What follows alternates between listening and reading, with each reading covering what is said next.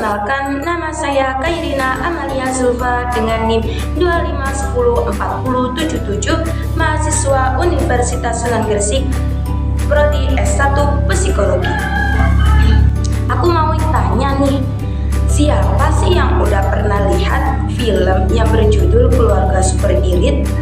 Nah, di video ini aku akan ngebahas film Keluarga Super Irit, di mana sebuah film keluarga yang terlihat ringan dan lucu sekali, tapi ternyata menyimpan banyak konflik psikologis yang menarik sekali untuk dianalisis.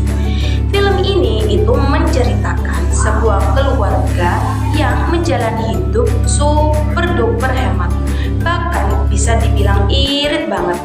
Nah, perilaku para tokohnya bisa kita analisis pakai teori kepribadian Sigmund Freud. Oke, sebelum masuk ke filmnya, kita kenalan dulu yuk sama Sigmund Freud. Siapa sih Sigmund Freud itu? Jadi, Sigmund Freud adalah tokoh psikologis yang terkenal dengan teori psikoanalisisnya. Menurut Freud, kepribadian manusia itu dibagi menjadi 3 bagian. Ada ID, ego, dan juga superego. ID itu bagian paling dasar. Isinya adalah suatu dorongan dan keinginan. Intinya ID itu maunya itu senang tanpa pikir aturan. Nah, ego itu suatu kepribadian manusia yang ditetapkan oleh ID dan berhubungan dengan prinsip kenikmatan dan kesenangan seperti makan, minum, berhubungan badan, atau kebutuhan yang lainnya. Sedangkan superego itu malah menjadi kebalikannya. Ia sebagai pengendali moral dalam diri manusia. Biasanya nih, dalam pikiran manusia itu dia menimbulkan rasa bimbang, yang dimana itu dalam pikirannya selalu berkata, ini salah, aku melakukan hal ini salah atau benar. Nah, sedangkan ego itu menjadi penengahnya. Ego yang bikin kita mikir, aku mau ngelakuin ini, tapi apa alasan logisnya? Ego itu berhubungan dengan kesadaran atau suatu tanggapan terhadap kenyataan sehingga menghasilkan suatu keputusan.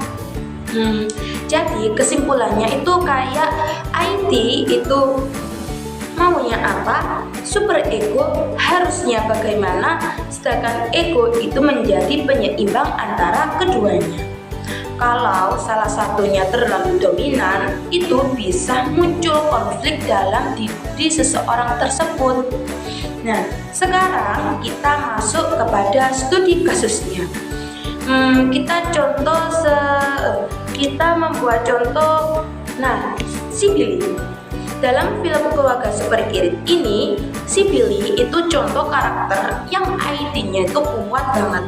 Dalam beberapa adegan, dia itu pengen hidup bebas, nggak mau terlalu diatur, dan pengen sekali menikmati hidup seperti anak-anak pada umumnya. Nah, si Billy dalam film itu, ia benar-benar nih ya, ini dia tuh benar-benar 100% poros.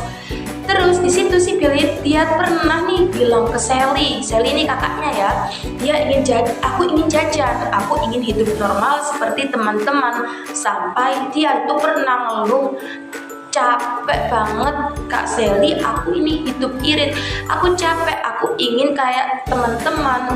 Nah, ini menjadi salah satu contoh ID-nya si Billy. Misalnya, waktu dia nggak peduli nih sama aturan hemat keluarga dan tetap ngelakuin hal yang dia mau. Nah, ini nunjukin kalau Billy itu lebih mengikuti dorongan kesenangan tanpa mikir kondisi keluarganya. Tapi nih ada tapinya, beruntungnya si Billy itu mau ngikutin aturan keluarganya meskipun ya banyak ngeluhnya. Yang kedua, ada superego. Kita menganalisis dari Linda, itu adalah orang tuanya Sally, Kenny, dan juga Billy. Kebalikannya, Ibu Linda itu contoh superego yang dominan. Dia sangat percaya kalau hidup hemat itu adalah hal yang paling benar dan harus dijalankan oleh semua anggota keluarganya. Di beberapa adegan, sikapnya terlihat kaku dan terlalu mengontrol. Tapi dari sudut pandang super ego, dia itu ngerasa lagi menjalankan kewajiban moral sebagai orang tua. Dia selalu mengandalkan konsistennya dan meyakini bahwa Tuhan pasti memberi balasan yang lebih baik. Ya, menurut saya sendiri itu salut banget ya sama Bu Linda ini. Dia itu sebenarnya nggak mau loh hidup dengan penuh batasan, tapi dia itu positif vibes. Nah, ini yang buat saya tertarik melihat film ini ya. Jadi dinikmatin apa yang ada, dan dia tuh selalu mengajarkan kepada keluarganya bahwa hemat itu perlu, hemat itu baik ya nak, seperti itu. Yang ketiga ada ego. Kita menganalisis seperti si Sally. Nah, kalau si Sally dia tuh lebih kelihatan seimbang. Ada adegan di mana Sally itu pengen banget sesuatu, tapi dia mikir dulu, dia harus nabung dulu dan menyesuaikan sama kondisi keluarganya. Nah, contoh dari cuplikan film ini, si Sally itu dia ingin membantu pendapatan orang tuanya dengan cara bekerja, tapi sayangnya Sally itu ketipu dengan orang yang katanya bisa mempromosikan karyanya. Kalau nggak salah itu dia buat sepatu sama baju. Dari pandangan Sigmund Freud, di sini ego Sally itu bekerja dengan baik karena dia bisa menengahi keinginan pribadi dan aturan keluarganya. Kalau dilihat dari teori Freud, sebenarnya kondisi mental keluarga ini itu belum sepenuhnya sehat. Super ego yang dimana super ego yang terlalu dominan yang bikin tekanan emosional, sementara ID yang terlalu kuat bikin seseorang susah untuk kontrol diri mereka.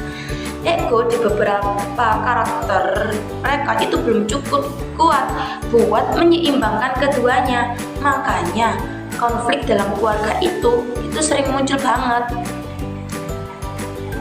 Kesimpulannya, film keluarga super irit ini ajarin kita kalau hidup hemat itu penting, tapi tetap harus seimbang. Lewat teori Sigmund Freud, kita bisa lihat nih bahwa keseimbangan antara ID, ego, dan super ego itu penting banget supaya hubungan keluarga itu tetap sehat, nyaman, dan bahagia. Terima kasih sudah menonton video saya kali ini. Semoga pembahasan ini bisa bikin kalian lihat film ini dari sudut pandang yang berbeda.